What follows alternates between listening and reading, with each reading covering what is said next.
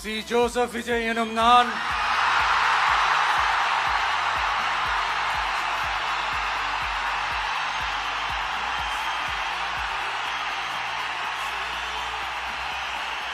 சட்டப்படி அமைக்கப்பெற்ற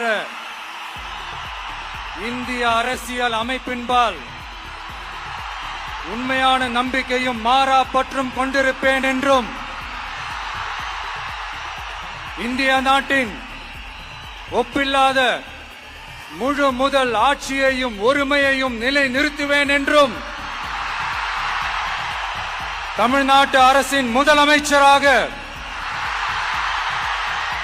உண்மையாகவும் உளச்சான்றின்படியும் என் கடமைகளை நிறைவேற்றுவேன் என்றும்